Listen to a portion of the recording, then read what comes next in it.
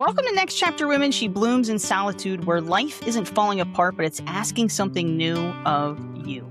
So, it's been a little while since we've sat behind these microphones, and we're very grateful to be back having conversations that first inspired our podcast, and conversations that are about real life, personal growth, well-being, and the small shifts that can help us feel more grounded and connected to ourselves. And this conversation today feels like the perfect one to return to.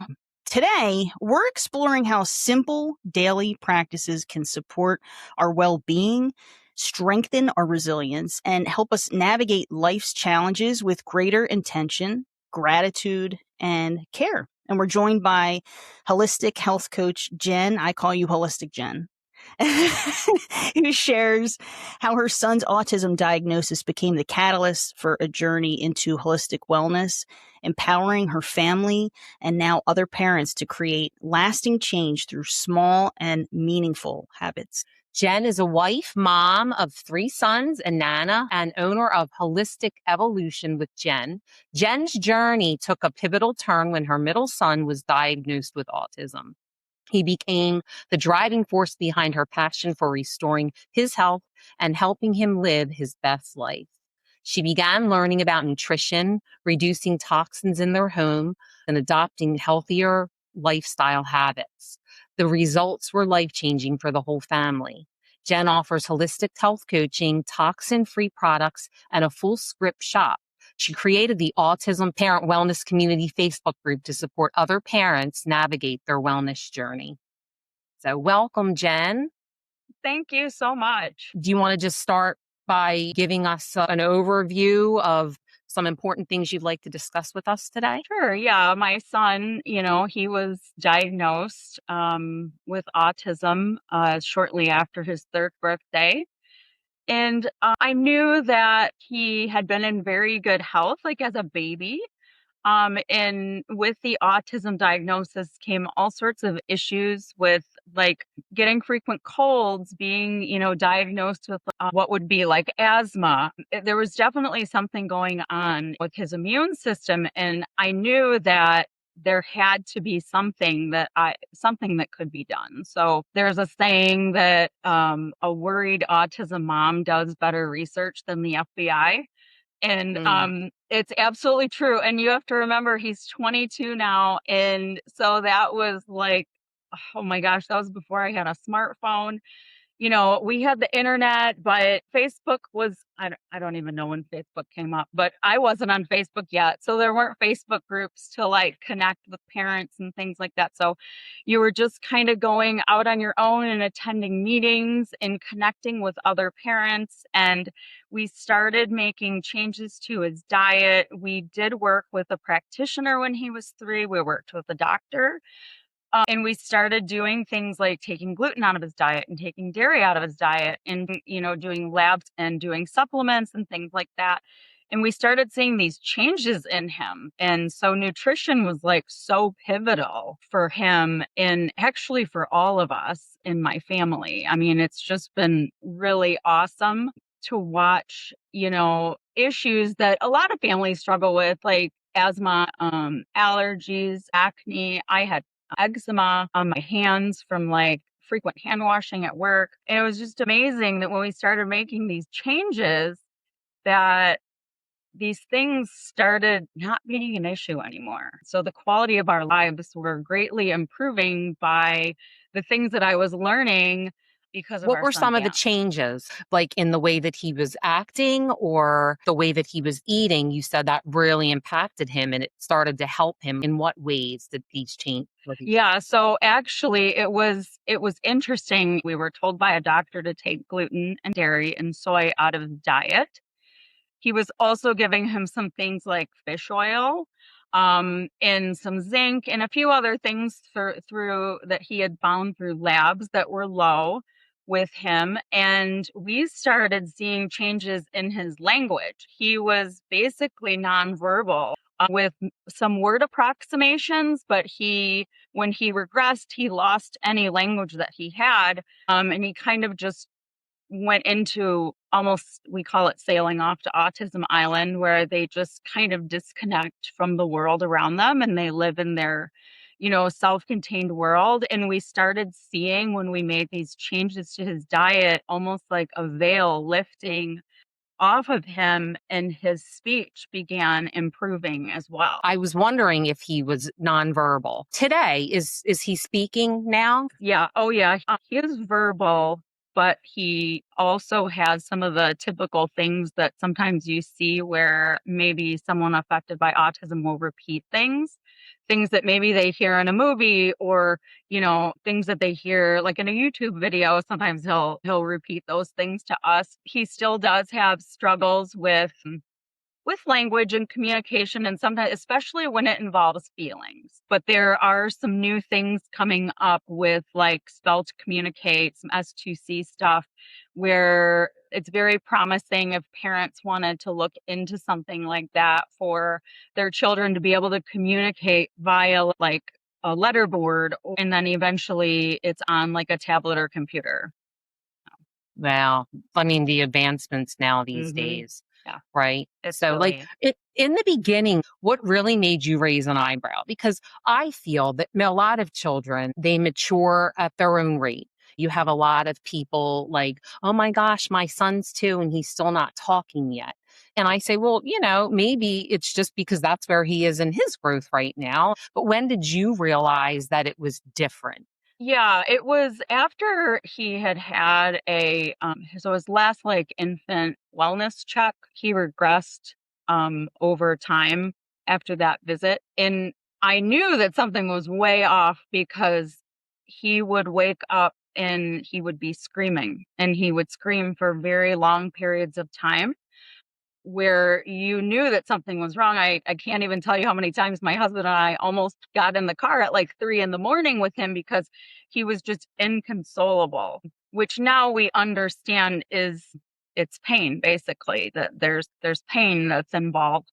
But at the time, we had no idea what to do. So you're just trying to soothe this toddler. And unfortunately, it took me quite a long time back then. Now they do like basic autism screenings at the 1 year checkup. But back then, there wasn't really a sense of, it wasn't really on the radar. He wasn't checked even at 2 years old. In fact, I had a doctor tell, his pediatrician said that she didn't think that he had it. And but she wasn't with him in the middle of the night when he was screaming, or when he woke up from a nap and he was screaming. That was one of the big things. And then also going from a child who like really loved to engage with his environment and being very like smiling and laughing and like enjoying time with people, he would hide like during family parties or whatever. He would just go hide underneath like a table or something, or like want to be outside. He didn't want to have anything to do with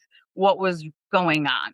And previously, he had been very engaged into that. I remember my mother-in-law saying like, "Oh, he's such a smiley baby." And then it all changed. Mhm.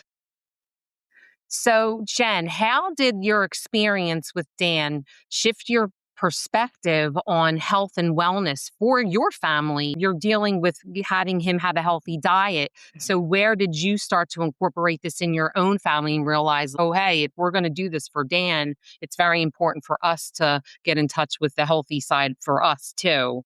Yeah, the food was a realization for me because I dealt with my own health issues, but everything that was affecting me was manageable, right? I had asthma and allergies and eczema on my hands and things like that, which I just kind of chalked up to being the way that it was.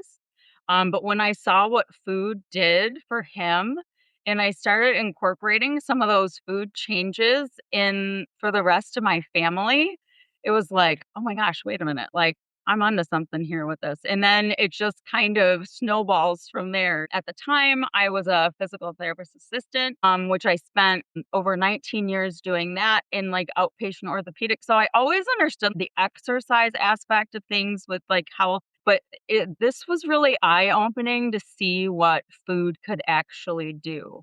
And so even like in our own experience, just removing dairy from one of my son's diets, his skin cleared. wonderfully.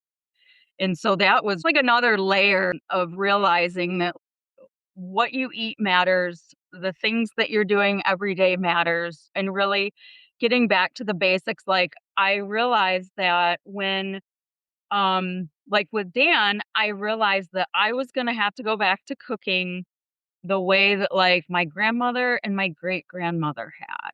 I'm kind of that generation. I'm going to be 50 this year. And I'm that generation where moms were like, "Oh my gosh, there's these packaged foods now." And, so there was homemade meals, of course, but there was also like the hamburger helper and things like that. And I really had to just take a step back and look at how do you cook things from scratch? What does that look like exactly? So eating real food, fruits, vegetables, which that's like not really an easy thing if you have a child on the spectrum who has like a lot of food sensory issues, but it's just kind of persevering. We worked with an occupational therapist, and so there's always just kind of guidance there. And just having my own know how in the therapy world was helpful from that aspect. And it was just a lot of patience and really a lot of love. So Because there's a lot of interventions that and programs that are created around food and food therapy, really. Mhm. From my understanding of working with this population is there's a lot of food sensitivities, and so that's a huge part of their daily life Mhm. is incorporating, because from what I've seen in clients that I worked with, it's they are set on, like, maybe 3 or 4 foods, and anything outside of that, they have an aversion to it. So I can't even imagine what that's like as a parent, especially when you're putting these pieces together of how important nutrition is, and now you need to make this shift, and it's like, then on top of that, now here's this other layer that makes it even more complicated. Yeah, so it was like maybe the food just started being on the table. He didn't have to maybe eat the food. Like if we were working on introducing a food, like say apple, maybe the apple just sat on the table with him while he was eating his other foods that he liked. That was another issue, Maureen, that we had, was that when he was an infant, he was this amazing eater that ate every vegetable, everything you gave him. And all of a sudden, here's this child over a period of time that starts deselecting and stopping eating all these nutritious foods. And he got to where he was basically only eating foods that were like gluten and dairy. So it was kind of an uphill experience to get him eating more and more.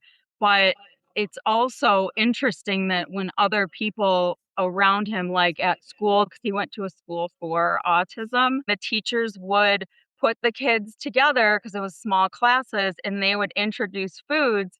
And they said that it was really amazing to see how if one of the kids ate it and there was a really good eater in the group, all of a sudden the other kids were like, interested. They were like willing to try it. And I would get these reports home that would say like Daniel ate a casserole or something. And I'm like, what? Daniel doesn't eat foods in combination ever.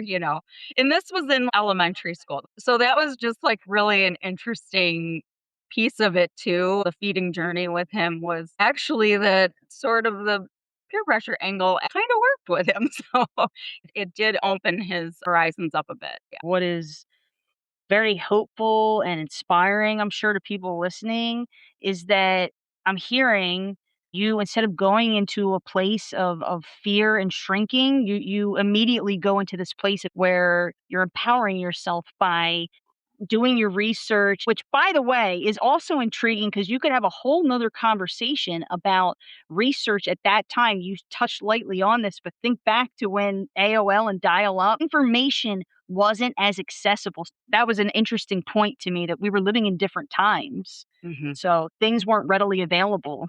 They still had Mhm. libraries. Oh, right? It was so different even when people say, "Well, how didn't you know, on some of the different health issues now?" And it's like, "Well, you didn't know because you didn't have a computer. You weren't walking around with a little computer all day.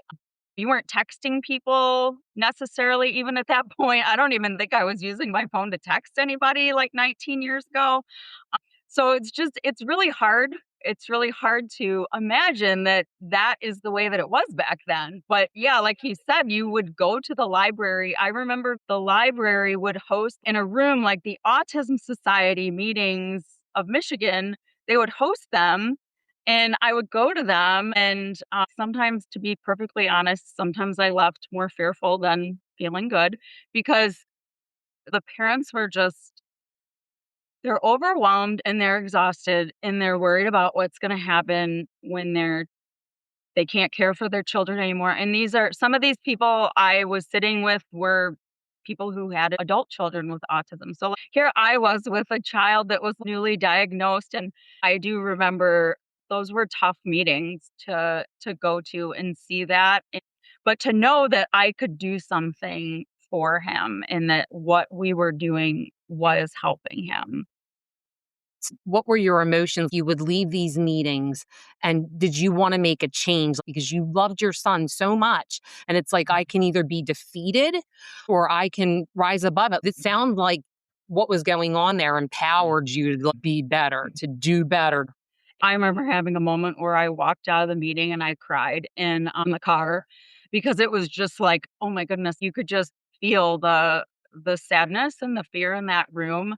And especially they were talking about a really difficult subject, physical restraints in school. I had never thought of that before. Here I had a 3, 4, 5-year-old, right? He's just a little preschooler. That really did kind of take hold of me at that one meeting. And I remember being very upset. But then I came across an article, and gosh, I probably have it somewhere still, but it was somebody writing an article about their sister-in-law who had 2 twins who were nonverbal adults. And she said, and the person asked her, "How do you do this every day?" Because they were at home, and they were caring for them. And she said, "I never think past dinner. I still think about that. Don't think past dinner. You stay in the present moment." He has taught me how to stay just grounded and in that precious present moment.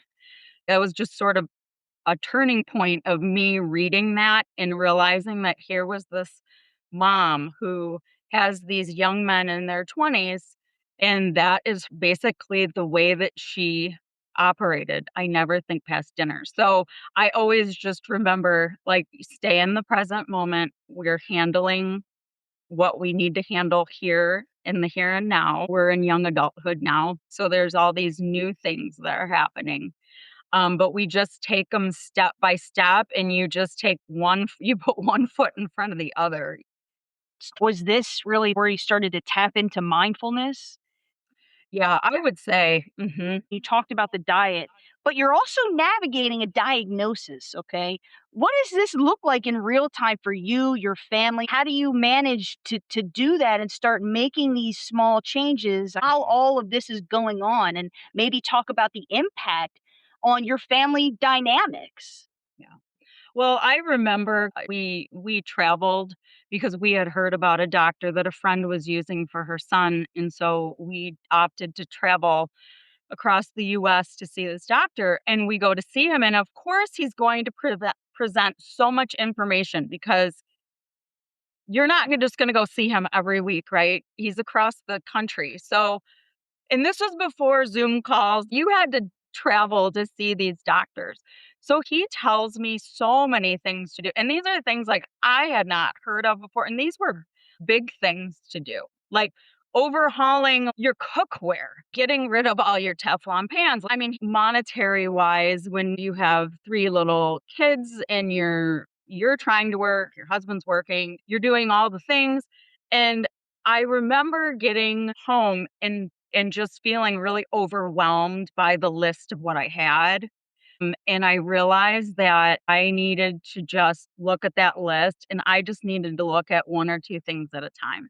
And what was the most important things that needed to happen. So that's how I did it. And even replacing, say, cookware, I just bought like 1 or 2 pots that I knew that I really needed. And then I built on that collection. My pots today still are like just a mashup of stainless steel and cast iron, basically, because that's the way the budget worked back then. He even had us take out like stuffed animals out of the room because of dust, curtains, all of that stuff. We still to this day dust on a regular basis because of the toxins that are settle on the dust, settle on your furniture. That was a really good lesson for me in like just do one or two things at a time and then just keep building and building and building on that. Everything you're talking about, Jen, the step by step instead of taking all these things that the doctor said.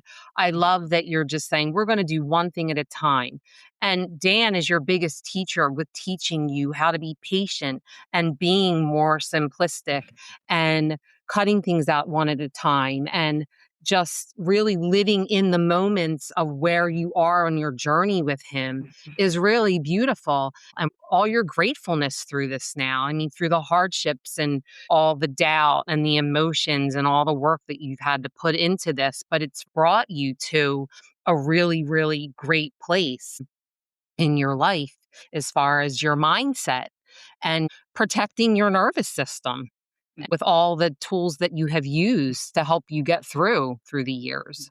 Yeah, and some of that is you kind of learn from a couple of crash and burns. You're doing a lot and you're trying to do everything for everybody else and somebody comes along and says, "Well, are you doing anything for yourself?" And I just remember getting really triggered by somebody saying that, and it was a family member. But it was very triggering because I just thought, well, how am I supposed to do anything for myself if I'm taking care of like my three children, including Dan, plus my husband, plus like the work and all of those other things that you're trying to juggle all at the same time, right? So I really want to dive into some of these tools that you incorporate into your everyday life. So you talked a lot about the nutrition, and Maureen and I are huge on nervous system regulation, and you touched on reducing toxins, but maybe elaborate more on that. What are some things that people should be looking for, whether or not they have a child with a ASD diagnosis? Because I'm assuming that what you realize is that even though this may have been the catalyst, the health impacts trickled and infiltrated into each one of you.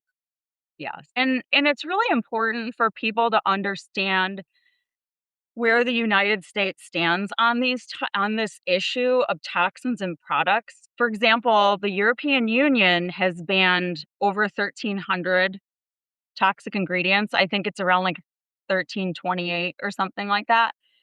And the United States has banned 11. 11. So everyone in the United States really should be reading their ingredient labels and becoming their own sort of ingredient advocate. I always tell people like first thing you want to start looking at is fragrance for fragrance, or it can also be called parfum, like PARFUM. I have seen where it said an asterisk that said it's essential oil derived, but fragrance is it's like a legal loophole where companies they can sneak other ingredients inside of it because it's like a protected trade secret. It's their formulation, so they don't have to disclose it. And a lot of times, the toxins end up in there, like the phthalates, the endocrine disruptors that can cause health issues. And endocrine disruptors, it's hormone disruptors, basically. So I don't know about anybody else hearing this, but you have this awareness and you think, okay, I need to start looking at what's in everything I'm putting in and on my body. But as an everyday person, it could be easy to become overwhelmed and go thinking like, well, there's stuff in everything. So, either I'm not going to do it or it's going to stress me out because I'm overanalyzing what's in this and that. But the great thing that Maureen and I relate to and love about you is that you're not saying it has to be all or nothing. You take this approach of incorporating little things here and there on a consistent basis over time where people will see healthy and sustaining impacts. yeah, for sure. I'm a big fan of like using Castile soap to make dish soap, make your hand soap. If you're in a pinch, I'll use it for laundry if I need to. It's just one of those really versatile things. You could make different cleaners. There's a lot of recipes out there for ways to use Castile soap, but I just use like an unscented one. I buy the jug. I think it's like a half a gallon jug. It lasts me like 4 months or so. It's one of those nice things where you can pick up, you can have it in your pantry or wherever you store your stuff. You can just make your refills of your dish soap. You can make refills of all your bathroom soaps and things like that. There's a recipe for body wash. Like there's all these different things that you can do with it. And it's pretty cost effective too, to be honest with you. You get like a bottle of this stuff and then you get your favorite essential oil, or you get like, some jojoba, or if you want to make hand soap or you want to make body wash, my dish soap, I just literally put some in a bottle.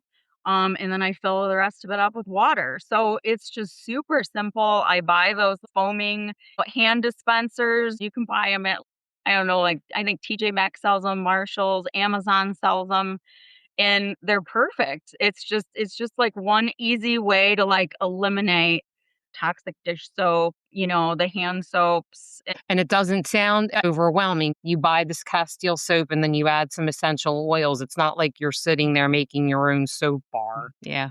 Thank you for sharing this because it's so important. So many people are uninformed on these things. People don't realize the simplest things can help you. We always go to the things that are easy, the processed stuff, the already made stuff that are really causing harm to our bodies. And to add to that, we could go down another rabbit hole of why that occurs. Instead, we have to move as people in a society away from blaming ourselves and looking at the ingredients that actually interact with chemicals inside of us that cause that to happen, that spike dopamine and other chemical reactions that cause us to continue to stay hooked on that stuff. Right, right. Yeah, that whole industry with just engineering food ingredients and things like that just to make you want more of them. And so I can even say just for myself, I used to be somebody that would eat foods like that back before our journey, with Dan. But now that we haven't eaten those things, we don't want those things either. We don't crave those things because we're not eating those ingredients. Right. Yeah, you get them out of your body No. and then you don't want them anymore. We crave the thing like fast Mhm. food. I don't have it much, but when I Mhm. have it, I love it and I want more of it. But I don't because it's not good. I don't put potato chips in the house because I want it, but I don't crave it that much. But when it's here, I can't stop eating them. Right, exactly. And for a lot of people, like I just posted a reminder on my social media about like if you keep healthy food in your fridge, you will eat healthy food. It's that simple. Just keep the healthy food around and keep the other stuff away. And it was amazing the comments that I had of people saying like, "Oh yeah, that's totally the key." So, what does gratitude practice realistically look like for you? How can this help people going through similar struggles and external factors? So, it really just has helped it helps shine a light on what's going right in your world. And I mean, it could be I woke up today. I am grateful I woke up today. It's a habit, so like anything, it has to be practiced, and there's many different ways to do it. Some people like keeping a note, like in their notes app. You could start a gratitude list in your notes app, and you can write, 3 things that you're grateful for every day. And some people really love that because they love the tech in the phone. And there's people like me that I have a journal on my nightstand. So a lot of days that journal ends up being me writing down 3, 5, sometimes 10 things that I'm grateful for. But it doesn't have to be that many. It could just be 3. I've been doing it a long time. So for me, it just kind of pops. Like those things just kind of come easily. But when I did first start, it was not second nature. It was something that I really had to like work on. And now in the morning before I even open my eyes, I am saying I am grateful for, and I am naming off as many things as I can think of. And some days it's like, I'm grateful for this bed I'm laying in. When you really think about where other people are in the world or things that are happening, the fact that you woke up this morning and the fact that you're in a bed in a house with running water and a hot shower. It's pretty incredible. So I am grateful for those things, and it just compounds. You start your day with gratitude, and it's like it just sets the stage for the way the rest of my day is going to go. I completely agree with you. I'm barely getting up and I'm like, it's morning already. And I'm like, I'm grateful I woke up today. I'm grateful for the free air that I breathe. I'm grateful that I'm getting out of my bed and that I can run up the street. I'm grateful that I have movement, that I'm ambulatory, because I think about the things that I do that I could take for granted that a lot of people can't do. I don't journal as much as I want to, but I'm constantly filling these things in my head. And it's so important. It sets the tone for the day. And now we're talking about a lot of reflection, right? Your story, what happened, but not just you, all of us having this conversation. I feel like there's a lot of times when you have circumstances and external factors and shit's happening to you. Okay. And it's not good shit. And it's easy for people to get into a mindset of maybe not even necessarily like a victim complex, but it's like you have all this stuff happening and it could be hard for people to find the good and you get so stuck in a mindset. But I hear you saying that, just trying even like a few things, even the worst thing you're going through, just try it.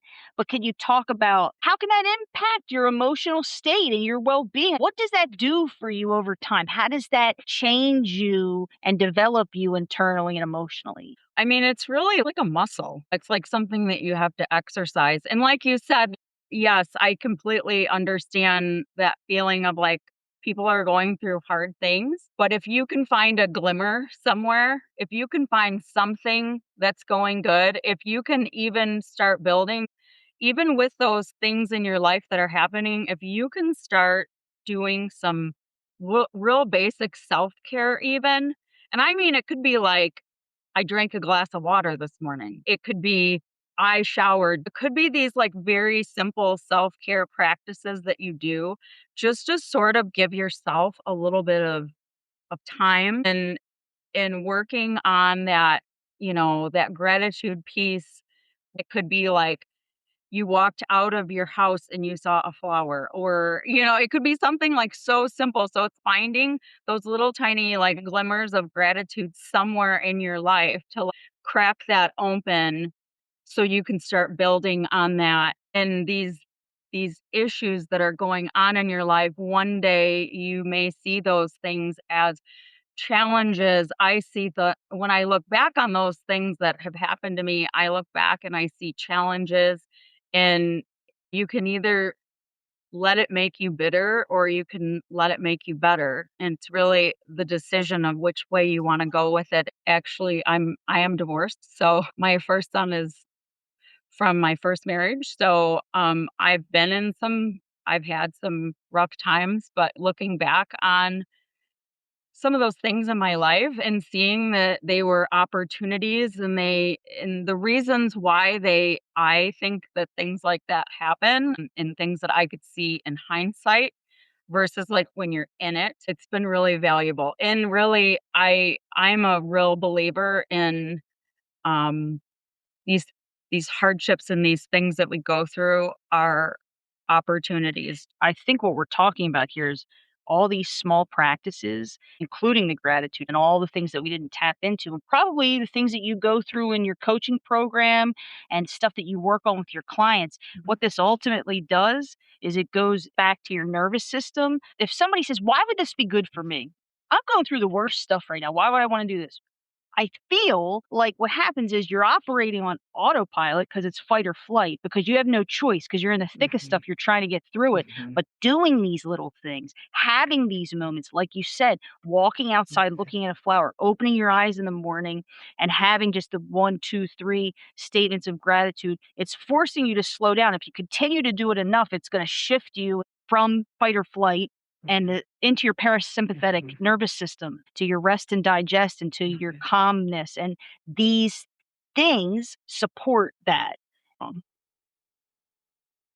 Yeah, absolutely. I know that we all have our phone, but putting our phone down and walking away from tech, putting our feet in the grass, like looking up at the sky, there's so many things where we've become sort of disconnected from nature, and to really reconnect to that It is so calming for your nervous system. Humming is another great practice to do for your nervous system to regulate. It stimulates the vagus nerve. Animals are like a great way to, petting your dog or your cat or just spending time with them, making yourself a cup of tea and doing it like very intentionally and kind of looking at the steps of what you're doing versus just kind of going through like a rote practice and you're looking at your phone at the same time. I know even personally, like stepping away from, I'll put my phone down a lot of times on the weekend and I just like flip it over, put it on the charger, and I just like leave it. I just leave it for an extended period of time. And it is nice because when you come back, you're like, oh wow, you feel refreshed, you feel different. We talk about the awareness and intention, being aware and the intention behind it to help calm your nervous system.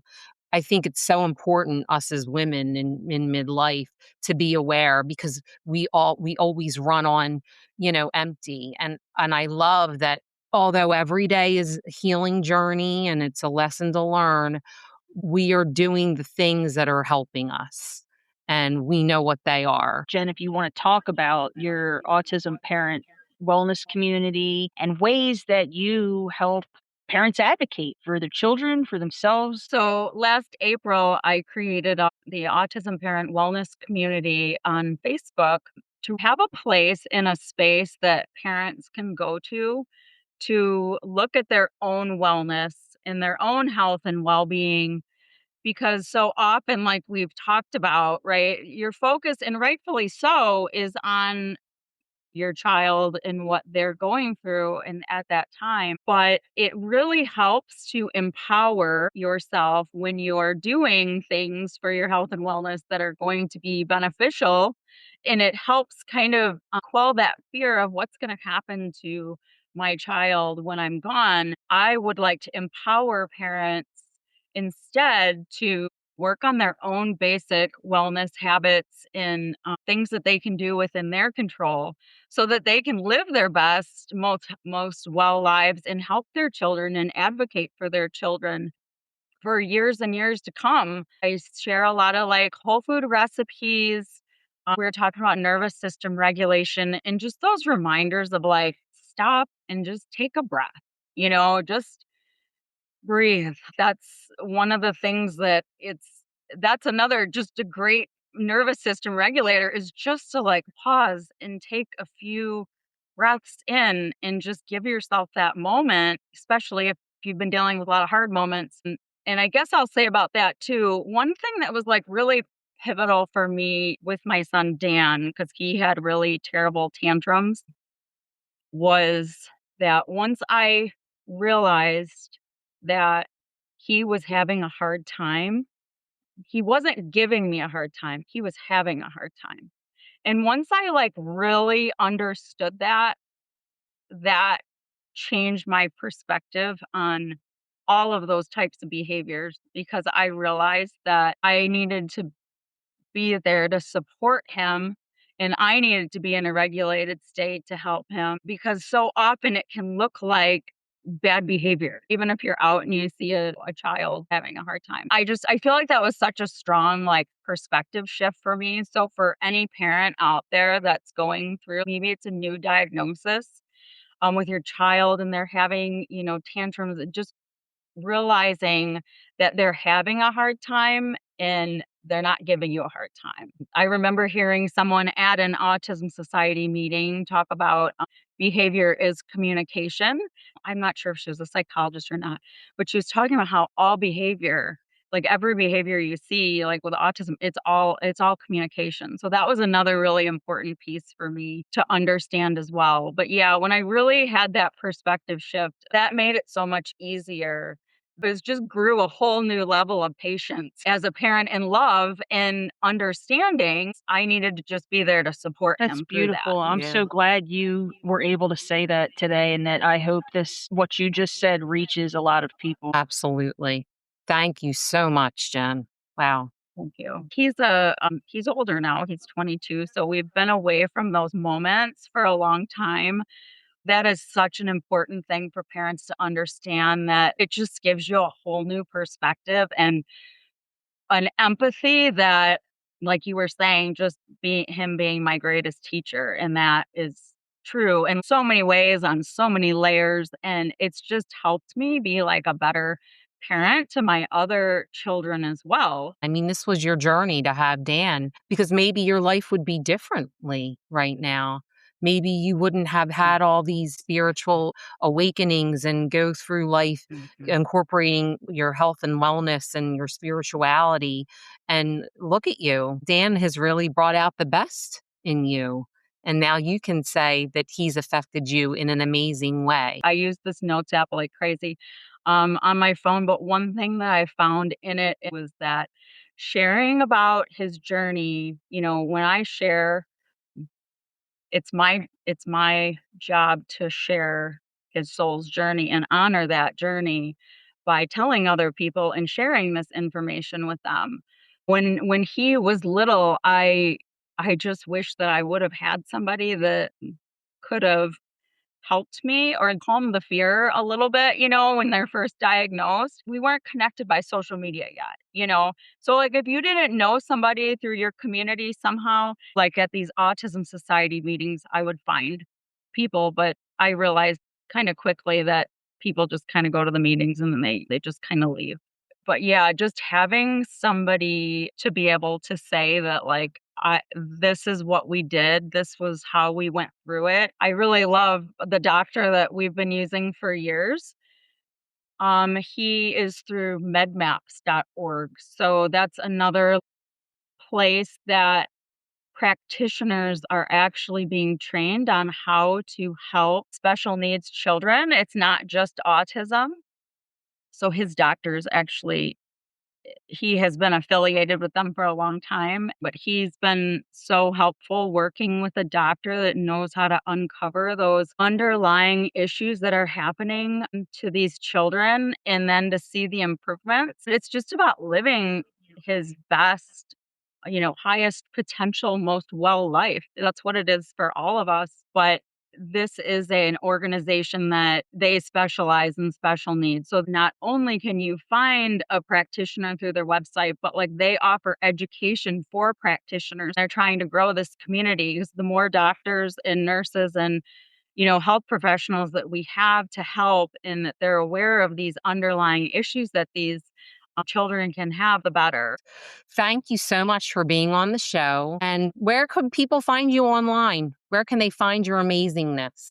Aw, thank you. Well, I do have a website, holisticevolutionwithjen.com. And then I'm pretty active on Facebook on my Holistic Evolution with Jen LLC page. And I am on Great. Instagram as well. So Go find Jen. We did. We found her. I think looking at this conversation, sometimes caring for everyone else for so long makes us forget that our own bodies and nervous systems need support too. And so we appreciate this conversation and all of the resources that you mentioned. Maybe healing doesn't have to begin with having everything figured out. It doesn't have to look like that. Maybe it just begins Mhm. with one small moment, like we talked about, of slowing down, breathing, resting, choosing to take care of yourself, but it helps to have the support in a place like you talked about your community online on Facebook, Jen. Yeah, actually, I mentioned it earlier, but it's the Autism Parent Wellness Community, and it's a Facebook group. It's pretty small right now, and growing. So I'd love to build it and have it be something that becomes a very interactive community. So parents are really sharing and helping one another. That's so awesome. So if you're in the thick of parenting, caregiving, stress, simply trying to hold everything together, we hope that today's conversation reminded you that your well being, your wellness, your health matters too. Not perfectly, not all at once, but just small intentional ways that help you feel a little more supported, grounded, and connected to yourself again. Don't forget to like, subscribe, share this podcast with someone that you think will appreciate and benefit from this conversation. I'm sure there's plenty of them out there. And until next time, bye. Bye. Thanks for listening to Next Chapter Women, She Blooms in Solitude. We'd love to hear from you, so come say hi on Facebook and share your biggest takeaway from today's episode. And if you're ready to rediscover who you are in this new season, you can learn more about how we can help or book a free empowerment call through the link in the show notes. And don't forget to hit subscribe so you never miss what's next.